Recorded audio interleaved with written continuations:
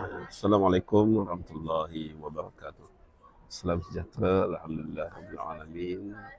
Wa bihi nasta'in wa ala alihi wa sahbihi ajma'in. Salam bahagia, salam madani, salam perpaduan tuan-tuan dan puan.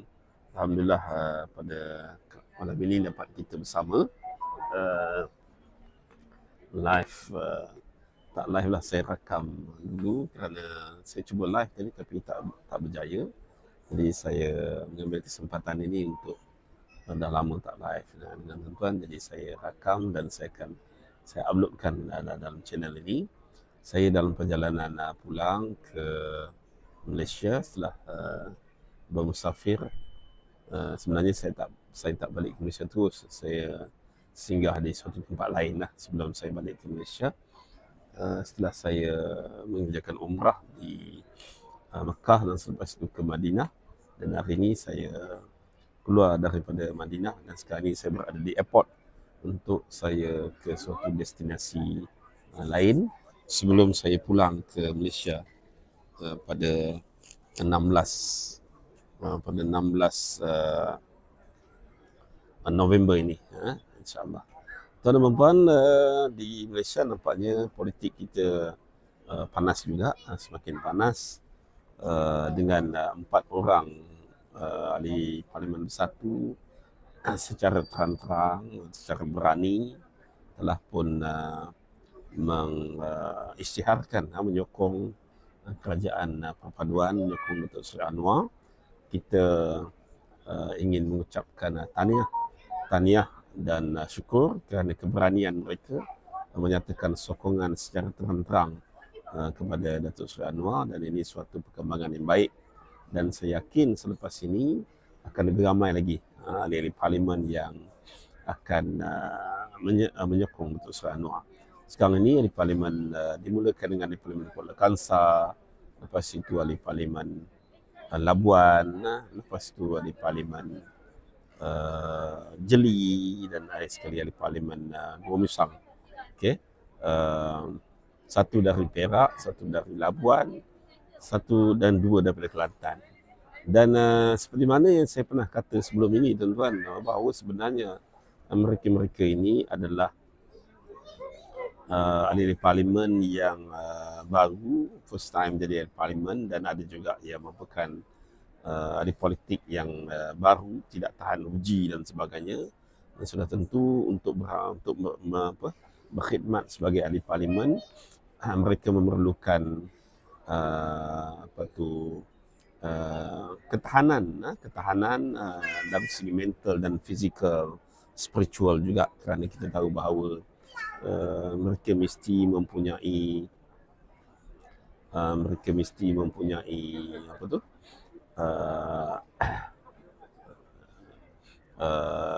pengalaman, mesti mempunyai ketahanan, kerana kita tahu bahawa ahli parlimen pembangkang mereka tidak mempunyai bajet dan bantuan, mereka tidak ada peruntukan, maka sudah tentu mereka berhadapan dengan keadaan yang sangat meruncing, ataupun kerana mereka berhadapan dengan rakyat memerlukan bantuan, rakyat memerlukan pertolongan. Jadi kalau mereka tak ada bajet, tak ada duit, bagaimana mereka nak membantu rakyat? Itulah yang berlaku kepada ahli-ahli parlimen ini, yang akhirnya mereka terpaksa menyatakan sokongan terbuka kepada Datuk Seri Anwar. Kan? Dan saya kira sebenarnya akan lebih ramai lagi ahli parlimen lain yang akan mengikut jejak langkah 4 orang ahli parlimen dari Bersatu ini. Dan sekarang ini sebenarnya, tuan-tuan, pimpinan Bersatu baru perasan bahawa kesilapan besar mereka tidak meminda perlembagaan parti mereka supaya diselaraskan dengan undang-undang anti lompat parti. Jadi akhirnya ahli-ahli mereka sendiri yang menikam mereka melompat parti. Mereka ingatkan mereka nak curi ahli yang lain. Kan, akhirnya mereka pula yang kehilangan nombor, kehilangan jumlah, kan, hilang jumlah. Jadi sekarang ni agak sukar mereka untuk mendapat cukup jumlah. Boleh? Tak boleh?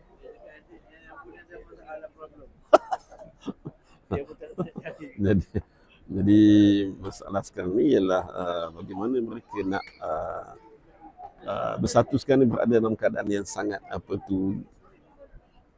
mimpi ngeri dan sangat bimbang, takut lebih ramai lagi ahli-ahli parlimen mereka akan keluar parti ataupun menyokong Datuk Seri Anwar. Sebab itu seperti mana yang dimaklumkan oleh ahli parlimen Gomusang, Azizi, dia kata dia tak pernah pun dihubungi oleh pemimpin-pemimpin tertinggi bersatu ni, tapi bila dia menyatakan sokongan kepada Datuk Seri Anwar, tiba-tiba 5 orang pimpinan tertinggi bersatu kontak dia. Kan mereka dah tak tahu nak buat apa, sudah kehilangan sokongan, akhirnya mereka terpaksalah cari ataupun menelefon Azizi, telefon Azizi untuk memujuklah saya kira kan, tapi sudah terlambat tuan-tuan, sudah terlambat. Sebab itu bagi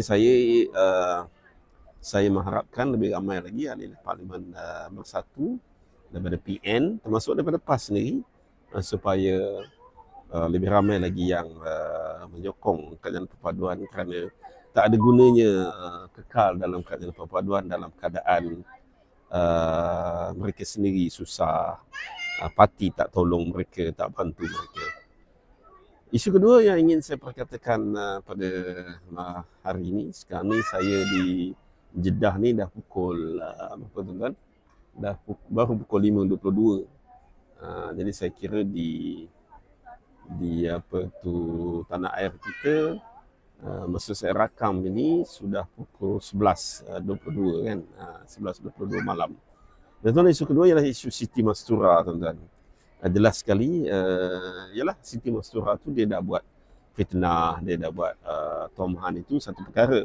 Tapi kita nak tahu apa pandangan Hadi Awang, Tan Sri Hadi Awang, dan juga pandangan Muhyiddin Yassin terhadap kenyataan fitnah Siti Mastura ini. Jadi saya kira sepatutnya kalau Siti Mastura itu degil, keras kepala ataupun memang bengap, tuan, Presiden PAS dan juga Pengerusi Bersatu kena menasihati Siti Mastura ini tuan-tuan.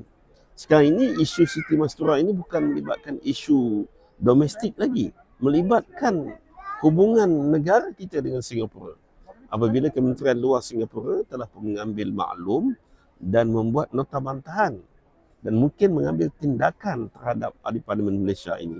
Ini sesuatu yang sangat-sangat biadab yang dilakukan oleh ahli parlimen PAS ini, bukan sahaja memalukan partinya, tapi memalukan negara juga. Bila ada seorang ahli parlimen boleh membuat kenyataan secara membabi buta begitu, okey, yang menyebabkan menyinggung perasaan